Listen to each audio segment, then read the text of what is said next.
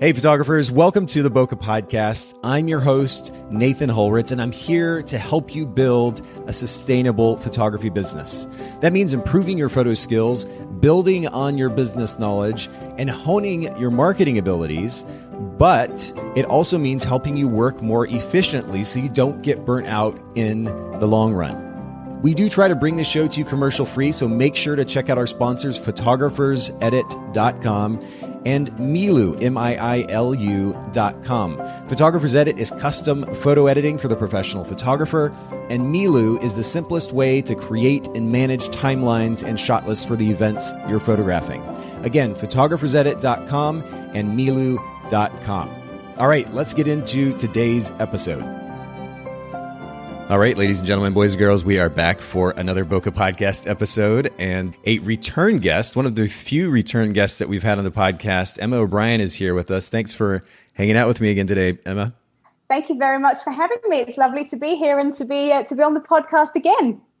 Well, and we actually, for those of you who have not heard Emma previously, if you go to episode 172, we talked about how to capture the personality of pets. This is a specialty of yours. In fact, if you go, for those of you listening in, if you go to Emma O'Brien, EMMAOBRIEN.com, EmmaO'Brien.com, you can see Emma's beautiful work. And scrolling down the page a little bit, Emma, I see what seems to be what we would reference a brand position, Portraiture for people whose dogs are family.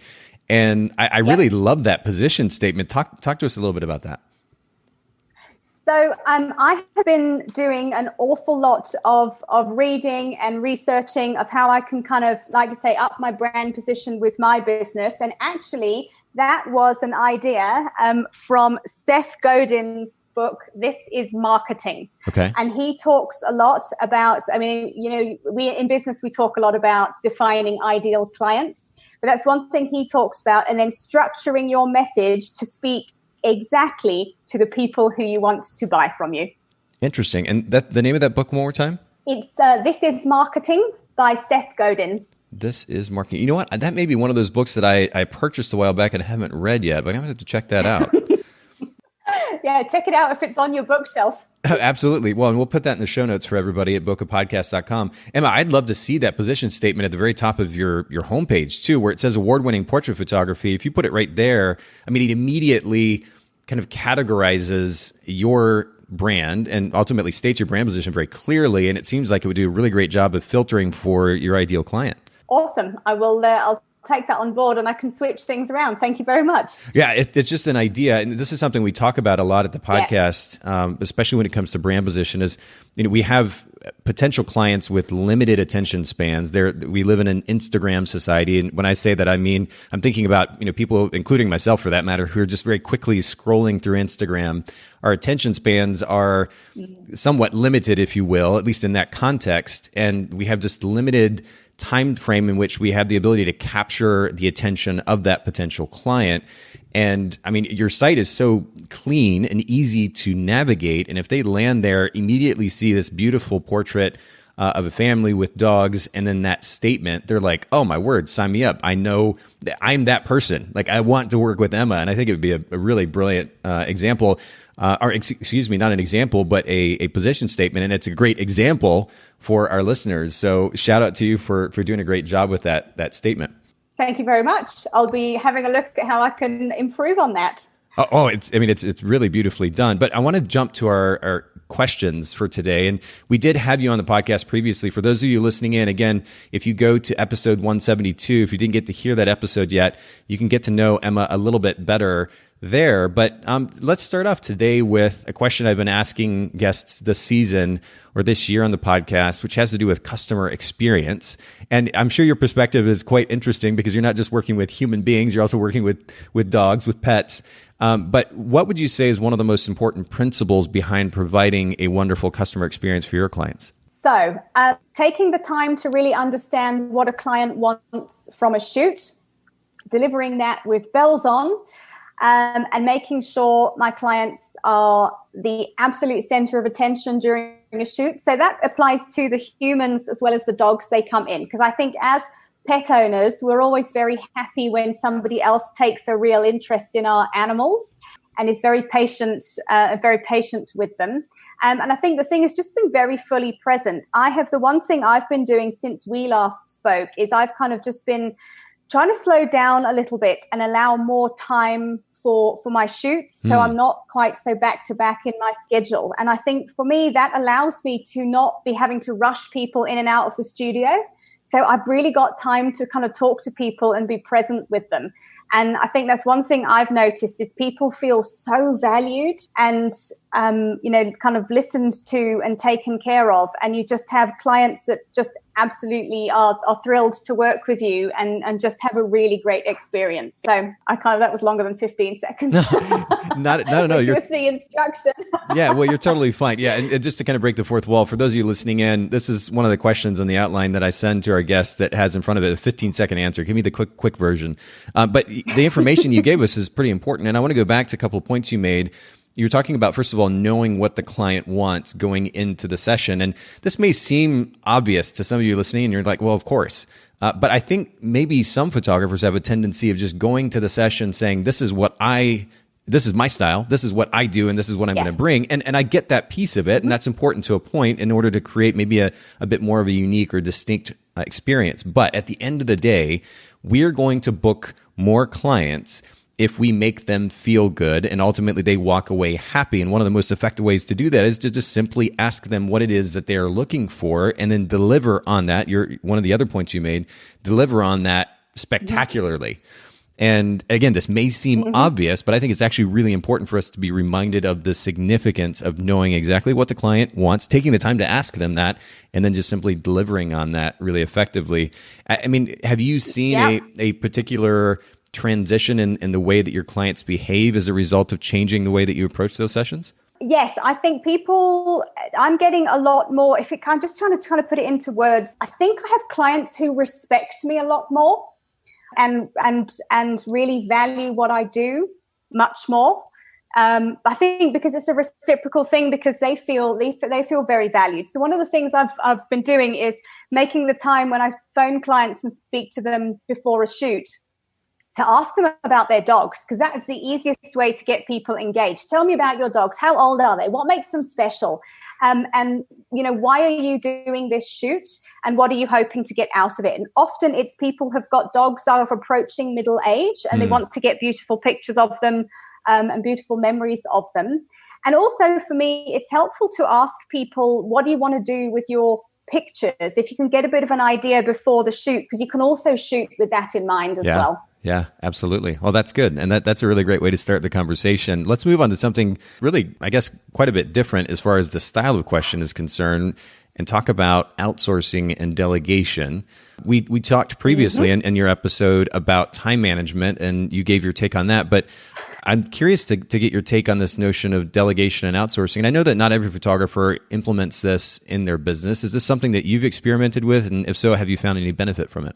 Yeah, absolutely. So I outsource the majority of my editing. I've got someone local here who I send it off to. So I'll do a primary sort through the images and I'll pick the ones that I want editing. I have tried having my editor cull the images for me, but she didn't pick the ones I would have picked. So I kind of took back a bit of control with that. Sure. But I outsource editing because I just think it's such a time-consuming task and my time is better spent elsewhere. Right. And the other thing I outsource is my newsletter preparation and a bit of that marketing. So I'll prep the content and I will send her everything through. She puts it together and schedules it and sends it out.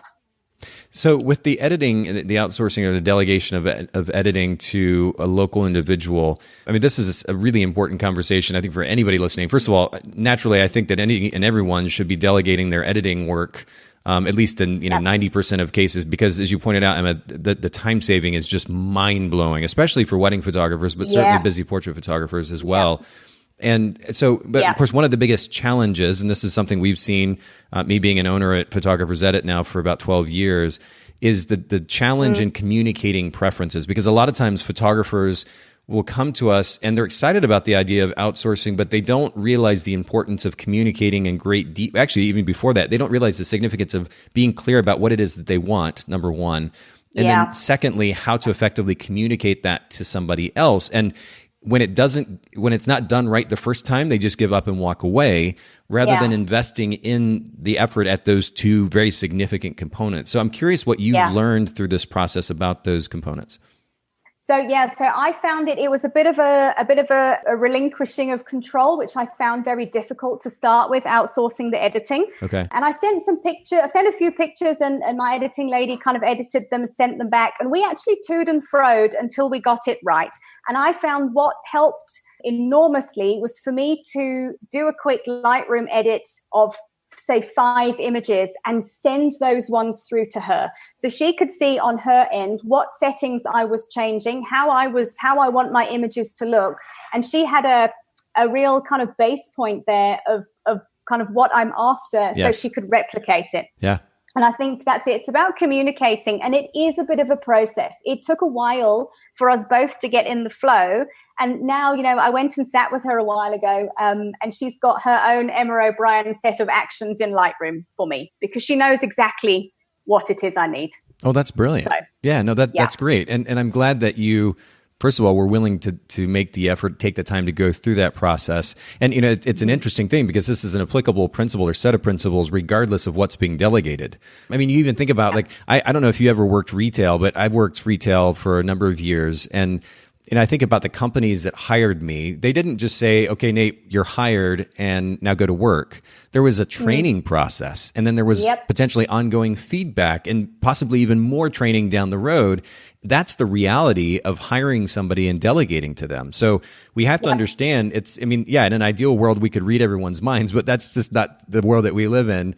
There is communication necessary, some patience necessary. Understand it's a process going into it. We have a very similar process actually at Photographers Edit where we ask photographers to share examples, before and after examples, straight out of the camera, and then those same images processed of up to 16 different images so that we have a visual representation of what they want. Because, sometimes photographers will say, I like a warm white balance, for example, and that means 100 different things to 100 different photographers, right?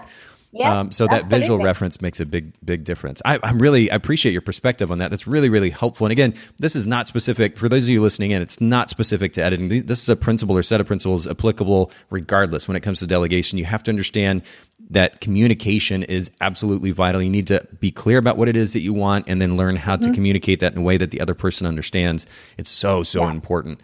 Let's talk about inspiration, though. Inspiration outside of photography, because as I've mentioned in recent podcast episodes, it's easy to find that so-called inspiration just scrolling through Instagram, for example, photographers' accounts. Where do you find inspiration outside of the industry? So when I was allowed to travel, right? When we're all allowed to travel elsewhere, I love going to art galleries. So it's something I find, being able to go into an art gallery and have a look at other people's creative work and see. I think art especially, because it's some of it's so off the wall, and you look and for me, I look at it and you think, okay, so this was an idea somebody had in their head, and they've put it onto canvas exactly as they wanted to, without a care in the world of what anybody else thought. And here it is hanging in an art gallery. So I think for me, it's the inspiration that kind of anything's possible. And it's just great to go and kind of be saturated in other people's creative ideas of, colors and composition and just the sheer craziness of it. Because I guess I'm referring more to your modern art. So I was in Los Angeles recently, and I went to the Broad. I managed to get in there the day before it closed. Wow. And if I'm in London, I'll take myself off to the Tate Modern, because they usually have some sort of exhibition on. And it's just great to just go and be in that space and just sort of absorb other people's creativity, if you like. Yeah, but it can really be out there. You're right. I mean, I was in San Francisco with my son, and we went to the name of the museum slips my mind right this second, but it certainly had a massive collection of modern art, or relatively modern art anyway. And some of the stuff that we saw in there was just, I kind of laugh and get confused all simultaneously. And yet keeping an open mind to something that is outside the tiny little box of wedding and portrait photography that we live in so much of the time. I think you're right. It's a really great exercise and might even spur and encourage ideas. So that's a really good reminder as well. Let's go from inspiration then to education. What about an impactful business or self-help book that you've read or listened to in the last few years?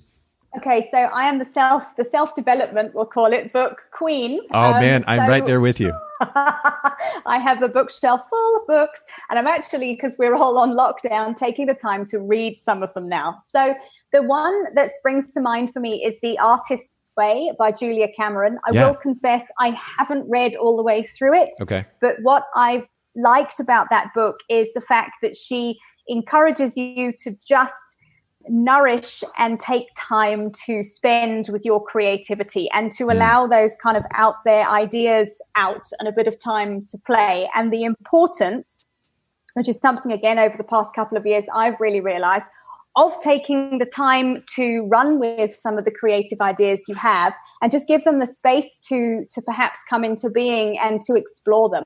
Yeah, there is, and I pulled the book up just a second ago here on Amazon, and we'll make sure to link to that book in the show notes. What would you say is one of the biggest takeaways? I mean, is there something that you think thus far, and I know you haven't completely finished it yet, that you're going to go and take and do with that information that you were just talking about? So I think the one thing that stands out in that book is that she encourages you to go on an artist's date every week and just to block out some time to go somewhere and journal, or, if you wanted to look at art online, or just allow your creativity some time to kind of come out and explore, or whether you like painting or whatever it is, but just blocking out some time where there's nothing else going on that you can just create or think or brainstorm. And I think that's we're going to talk more about creative side projects, so it leads in quite nicely, but it is so important. Yeah, one of the experiences that I had in this regard some time ago was I have this film medium format camera. It's a Yashica 6x6. It's probably 60, 70 years old maybe at this point, but just a stunning camera as far as the images it's able to capture. And taking it, and of course, everything is completely manual on it. So putting it on a tripod and taking it out, there's this kind of creek going up the side of a mountain a little ways from where I live, and going out and just setting that up and taking some scenic shots, which had little to do with any of the professional work that I did as a wedding photographer. But it was a different expression of the art form. It was one of those things where I could take a deep breath and take my time with it and enjoy the process. Yeah. And it was encouraging and invigorating and inspiring. It was a really cool experience. So this is a great recommendation and reminder for all of us that we do need to take the time out to do things like that, especially as you mentioned. I mean, for anybody that's listening into this episode and the next, let's say 3-6 months, year, even longer, we are under a sort of lockdown really worldwide at this point, thanks to coronavirus. And we have some extra time to explore some of these side projects or personal projects, which is what we're going to be talking about today. Definitely take advantage of the opportunity to do just that. In fact, I was thinking as you and I were chatting earlier, Emma, that even now, like while I'm here in the apartment, and I actually just moved into a new apartment, and I've got our couches in our living room are set up right next to some really nice window light. And I think I'm going to start to do some portraits of my kids, some black and white portraits of my kids, even just with my phone. I think it would be a really fun project. Yeah, absolutely. And the new puppy when it arrives. Absolutely, yes. I was telling Emma before we started recording that we are going to be getting a Rhodesian Ridgeback, which is a breed really, I guess, kind of technically from South Africa originally, Zimbabwe more specifically.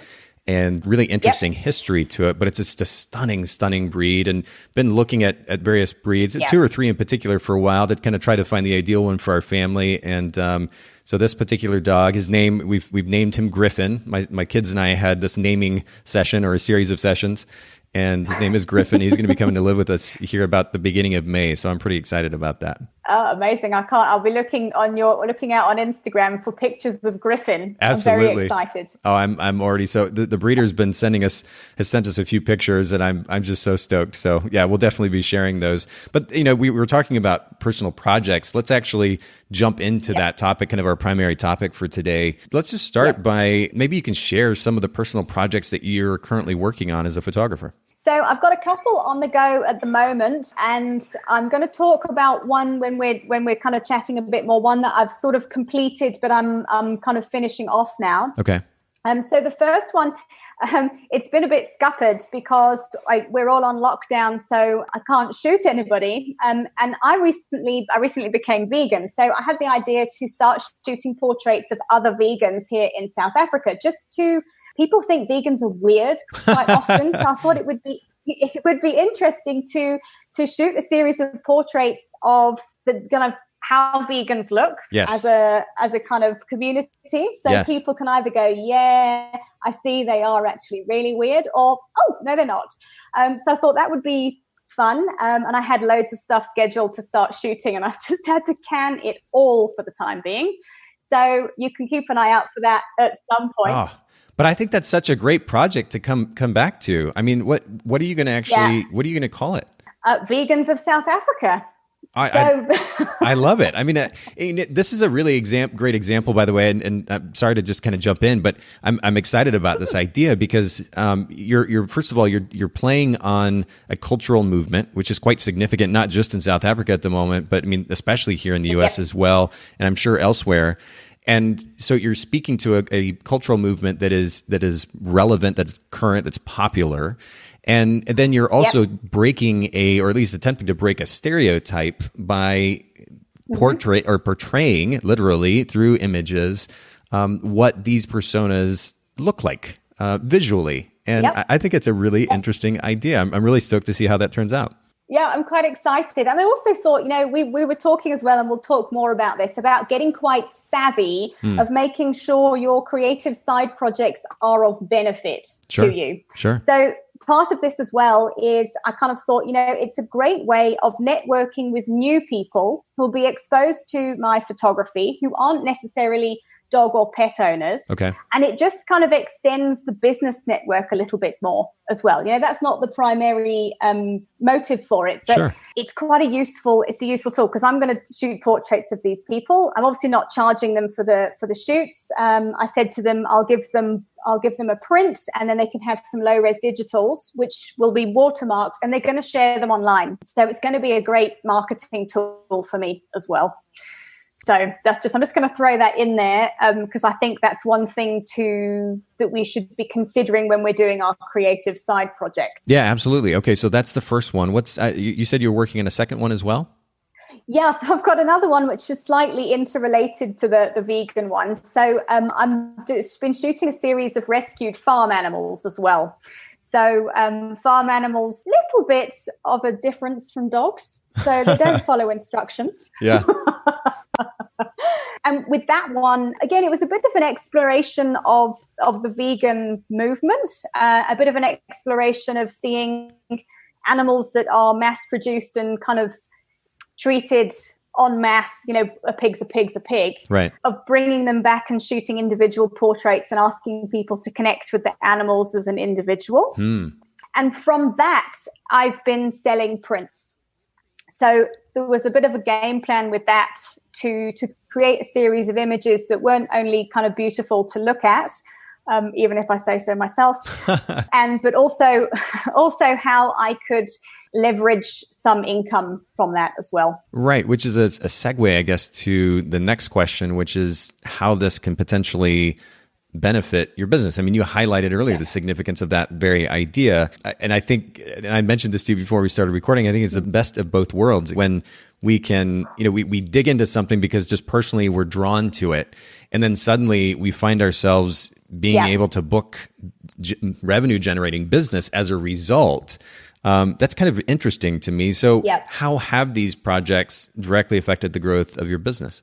Yeah, so the one I'm going to talk about in particular with this is a project called the Black Series, which was something I started with kind of this time last year.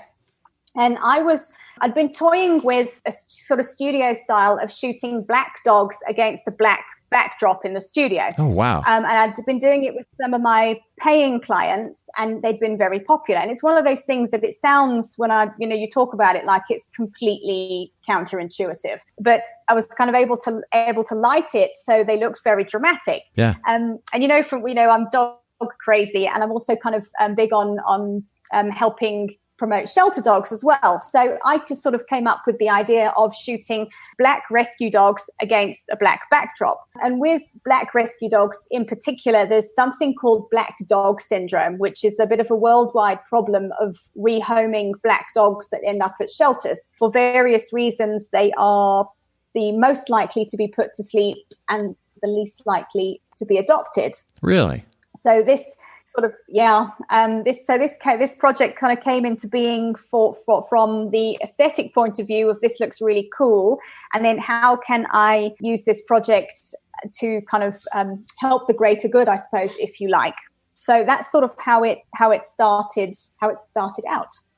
Okay, so that's how it started out. And by the way, to give everybody context, if you go to Emma's Instagram account, it's Emma O'Brien Photo, so EMMAOBRIEN and then photo. We'll link to it in the show notes at bokehpodcast.com.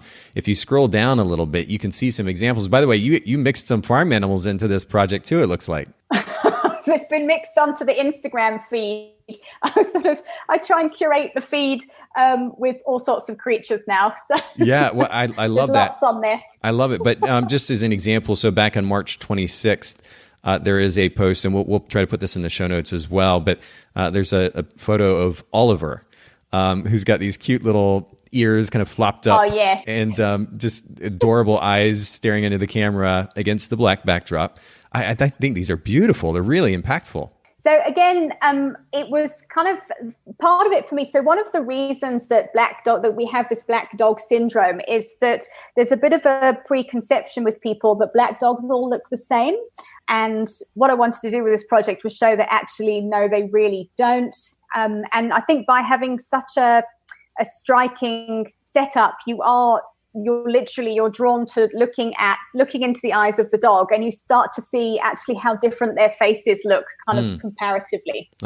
This Oliver was very cute with his little ears folded over the top of his head. Oh, he's adorable. And he's very, very interested, very curious look on his face too, which I love. Yeah. So how did this ultimately then transfer or translate to benefit in your business overall? Okay, so this was quite an interesting story. So I put the Black series, so I shot all the pictures, and then I started to think, right, how do I make this project different? So I don't talk about how depressing it is about black dog syndrome and, these dogs get put to sleep, blah, blah, blah. Because you know what, we've heard it all before. And I think we're all a bit fed up of the negative news. Yeah. So I thought, how do I put a really interesting spin on this? So again, I don't know where we never know where these ideas come from, but I've just learned to embrace them now. So, but I have to jump in really quick and just say props to you, because this is just a certain level of awareness that I think is important. It's one thing to speak to an issue, a relevant issue in culture. But it's another thing to just kind of feed into this mass movement of, as you say, the negative news that becomes overwhelming. And ironically, I think in some cases we become a bit callous to, so we don't pay enough attention to it anymore. And it almost becomes like the boy who cried wolf kind of situation where how much do we actually pay attention now? Because everybody's dramatizing the situation. Anyway, that's a whole conversation in and of itself. But I just love the awareness that you developed personally. And you said, you know what, as much as this matters to me and as much as this is an actual issue that needs to be addressed, I'm not simply going to just be part of the noise. I'm going to figure out a different way to approach this that might be seen more readily. Yep, absolutely. So the crazy idea came to me of captioning the dogs as if they were people. So I took from my interactions with the dogs and their owners a little bit of what made the dog, an individual. So any personality traits or anything people talked about during the shoot, that the dog does this, or, and I kind of started to take that in, and I made up little stories about the animals. But I did it as if they were being loaded onto a Tinder profile. So it's all a bit tongue in cheek. I had one dog, well, it was actually a cat in the because there were some cats in here as well, a cat that went on an MI5 mission. And it was all a bit ridiculous, really. And I started writing it, and I just kind of thought, I was in two minds about it. I think there was a part of me, it was obviously the very British part of me, that was worried I might offend somebody with this. And also there was a part of me that thought, what if people think this is so utterly stupid? Here's this woman with this kind of arty photography series, and then she's put these childish captions with it. But I just thought, you know what, it felt very authentic, and I just ran with it. And I put the first 20 or so of these pictures up with their captions up onto Bored Panda. And the project went viral. So I think for me that speaks volumes about the power of just going with your own authenticity. Well, and so when it goes viral, like what did that mean for you? What happened next? Give us the juicy details. And then I want to know ultimately then how this translated to, I mean, did it bring more work to your business as far as the regular portrait work that it did, that type of thing? Give us all the good stuff. Yeah. Okay. So I put it onto Bored Panda, and it very quickly started to rack up views. And I think I haven't checked it for a while, but I think to date it's had kind of over 120,000 views on Bored Panda. And from Bored Panda, it started getting picked up by international news sites. So I think the pinnacle of my career was being featured. I got a phone call from the Daily Mail in the UK. Oh, wow. Generally being featured in the Daily Mail is not a good thing, but they wanted to feature it in their online female section. So it went up very much in the same spirit that I'd written it. So luckily they didn't change it, as they sometimes like to. Sure. So it went on the Daily Mail. It's been published in Russian. It's been published in Spanish, in French. It just went, people picked it up and republished it all sort of worldwide. So I think the obvious benefit from that is getting that worldwide exposure that I'm sitting at the bottom of Africa. It would be quite difficult to get that. Sure. If you tried, I think. So that was awesome. And I entered some of the Black Series images into several international competitions. It's won awards in 3 different competitions as well, which I think is something that's always great to be able to say you're award winning and have that sort of, I guess it's a kind of a quality assurance, if you like, isn't it? Sure. From, yeah. Your peers. And when we talk about actually, which is important, making money out of it, I got a bit savvy. The previous project, Mutts, that I did, which I think we talked about last time, I made a book from. I didn't charge anybody for those shoots. Okay. And it took a lot of time, and I was a little bit disappointed with the amount of support I got from the people whose dogs were in the book. So I didn't want to make the same mistake twice with that. So for the Black Series from the get-go, I charged people for those photo shoots. I made it clear that it was going to be part of a series, and I would probably make a book about it, but I charged for those photo shoots. So the whole series generated income from me from the get-go. And then also off the back of that, people who saw the pictures really liked the style that I'd shot in. And so I've been able to get shoot commissions from people who normal paying clients who want a Black Series style shoot of their kids or their dogs. So it's been a very interesting way to sort of generate income from the attention that it's got. Well, and again, I just have to give you props for thinking outside the box and just looking for creative ways to bring attention, in this case, to issues that were important to you, but emphasis on creative again, not in a way that's overtly political as much as just being able to very kindly, almost making a soft sell, if you will, on the idea or the message behind that movement using these beautiful images of animals. And I think it's a really, really great example and a good reminder for our listeners that they can think outside that box that they live in normally. Like I get the fact that we all get comfortable and used to what we do on a day-to-day basis, but there's always opportunity to step outside that, get creative. And then the cool thing is the creativity can ultimately potentially lead to additional business for us on a grander scale. And to that point, then I'd love for you to maybe just kind of sum up this conversation by sharing a few specific principles that will enable our listeners to create their own personal projects that will help them grow their business as well. Absolutely. I'm going to add on, because I forgot to say to you, on the back of the Black Series as well, I got a commercial job commission from a dog food company here, which was great. Wow, that's great. And also I did a TEDx talk about it as well. So I managed to get on a TEDx stage and talk about Black dogs and the Black Series. So I think with that, some of it's about generating income. but also it's about generating opportunities. I think my TED Talk only went live last week, so I think it remains to be seen what sort of opportunities will come from that, because I'm sure there will be some as well. Oh, so, no question. So this project really, I've learned a lot from it, and I just think, while we're having this conversation, it's just the importance of being courageous enough to just kind of go for it with a personal project.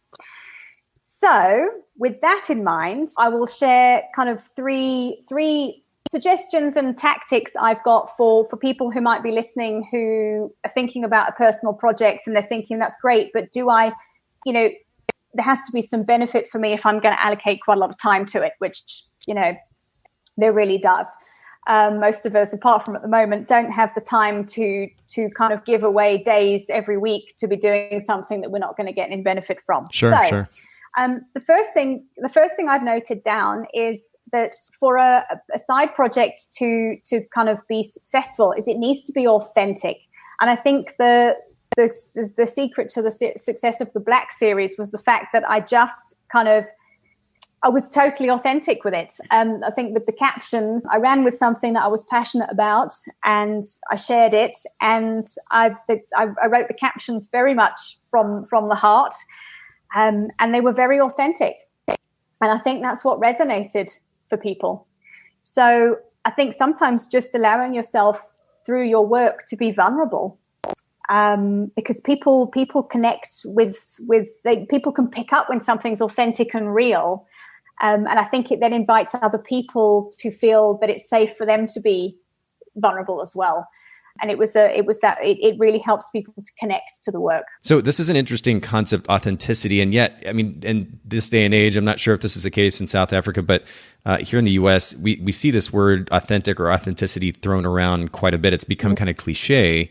And yet it obviously has significance. So I'm curious if you would define what this notion of authenticity means, especially when it comes to a project like this. I think for me, it is just making work that has meaning to you without worrying about what anybody else might think about it afterwards, and not making it with anybody else in mind. Because I think the problem, you're right, with authenticity is people think that they have to behave in a certain way to be authentic. And that is the total, then it becomes a cliche because you're not being you. And I think it is just allowing yourself the space and just being brave enough to be totally you, and to be open enough to share work without wanting to please anybody else. Yeah, so we're taking away the filter, essentially. Yeah, that's it. Because I let the dogs out with the Black series without any. We had to get that in there somewhere. Absolutely. Without any expectation. I had no expectations for it. I didn't expect this to go viral. I didn't try and make it go viral. I just shared it because I felt like it was important. And I felt like I'd kind of cracked it with the combination of the images and captions, and it just felt fun, and it felt like a good way to connect people to this issue of Black Dog Syndrome, and I just ran with it. So wow. Well, I will make sure to link to that series in the show notes. In addition, by the way, to like the farm series, for example, I saw on your blog as well. So we'll link to that in the show notes. We'll make sure that our listeners get a good chance to see some of this work that you're talking about. But you said the first principle was to start off with authenticity, and I appreciate you elaborating on that, because we do hear this word thrown around a lot, and I want to make sure that callous ears don't kind of fall deaf to the idea, especially when it comes to this. I mean, here's an opportunity for photographers who are already, I would assume in most cases, naturally in some way creative, and they get to combine that creativity with something that they're, to borrow another cliche term or word, passionate about, right? Something that they're excited about, that moves them emotionally, and they get to highlight that and potentially even benefit a cause in some way. And so there's an opportunity to actually demonstrate, to live that notion of authenticity in a very genuine way. So that's good. So we start with authenticity. What's the next principle? So the next principle, I think, is to make a body of work that sits as a coherent series. So I think the more, I guess the definition of a series would be probably 10 to 20 images, maybe more. I mean, the Black series is kind of expanded from that. But I think it's to make a body of work that's got an ongoing thread and that the images are interrelated. Because if we want to start doing something like selling prints, if you've got a series, you might find people buy several prints because they want to put 3 or 4 of them up on a wall at home, for instance. Okay. And I think it's just having that coherence to it, and to start thinking about the marketability of the work you're making as well, because that is important. We all deserve to be compensated for our creative work in some shape or form. I've also made a note here to say that it's good to make it repeatable. So I think the thing for me, like with the Black series, is that I've got the original Black rescue dogs in there, but clients can also come to me and say, I've seen that work, I really like it, I'd like you to do the same thing with my dog. So you've got like a marketable technique, if you like, that other people can buy from you that aren't necessarily part of the series. And what does that look like when it comes to selling? I mean, you say selling multiple prints, for example, from this particular series. Can you give us an idea of what that looks like in studio, or when you meet with the clients, how you go about selling something like that? So do you mean if people if people book a Black series style shoot? Yes. Uh-huh. Yeah. So I tend to, with the packages I've got for my studio sessions, I sell wall art in sets of 3. So in kind of sizes that get bigger and bigger. So if someone's coming to me and they want pictures, I know I've got to get 3 really striking images, or they might have 3 different dogs that come in, so they're going to buy three different pictures. So I think it comes back to what we talked about at the beginning, where we have an understanding of what our clients want from the shoot, so we can shoot with that in mind and make sure we get that end result for them. Well, and if you're starting with a triptych, if you're selling in groups of 3, that naturally gives you the opportunity, as you were alluding to earlier, to be able to bump up the revenue that you can generate from such a session, correct? Yeah, exactly. Exactly. That's really great. Yeah. Okay, so we're starting with authenticity, just as a principle driving the project, creating coherent series that are also repeatable, which, by the way, also makes it just more efficient for us to be able to shoot these types of images, right? That we can get it done quickly, and that potentially, especially when it comes to the business side of things, can generate a higher profit margin for us, which is great. What's the third principle? The third thing is to self-promote. I think often we feel a bit uncomfortable about talking about our work or promoting it, and I think you've actually just got to go for it. I shared it on Board Panda, and once it got a bit of traction, I shared it on my Facebook pages. I reached out, I've been on a few podcasts. I've reached out to online photography blogs with the series, because if you want to get your work out there, you actually have to be its biggest champion. And there's ways and means of doing it that you don't come across as some sort of arrogant horror. But like because nobody wants to be that person. But like the TEDx talk, for instance, I set my goals at the beginning of 2019 that I wanted to do a TEDx talk, and that was before I'd done the Black series, so I had no idea what I'd do a TEDx talk about. And I pitched it to all of the local TEDx organizers, and one of them went for it. So I think it's just the more people that know about the work you're making, the more people that share it, the greater your reputation, and obviously the greater your business build and the greater your reach. And that's ultimately what we're all after as creatives, is to have this kind of fulfilling creatively and financially careers. But we have to be our own biggest champions with that. Well, and I think if we take that approach, which we've mentioned here on the podcast before, we're kind of a combination of Gary Vaynerchuk and Donald Miller. So Gary Vaynerchuk wrote a book called Jab, Jab, Jab, Right Hook, where the majority of the focus, the majority of your time is spent adding value in some way to the potential client. And then that hook is let me take, whatever it is, 10, 20% of the time, and actually put an ask out there, a call to action. Hey, will you buy this? Will you book the session? Here's some prints. Will you go support this movement? Whatever the ask is, you bump that in there, but you've given so much value in the meantime that those people are just, they're excited about your brand, so they naturally want to be involved. And Donald Miller talks about this and the significance of making the client the hero of their own story. And ultimately, innate to that is this notion, again, of adding value. How do we make or add value to that person's life in some form or fashion? I mean, you're in this really great place, Emma, in that you you've got pictures of, cute pictures of animals, of pets. I mean, what person, they probably don't have a heart if they're not in some way drawn to a cute picture of a pet or an animal of some kind. And so you have the wonderful ability to be able to play to people's emotions, not obviously in a negative way, but people are just naturally drawn to cute pictures like this. And you give and you give and you give, and you just highlight the cuteness factor. And then you can throw that hook and you can make the ask, whether it's for your business or it's for the sake of some movement or charity that you're supporting.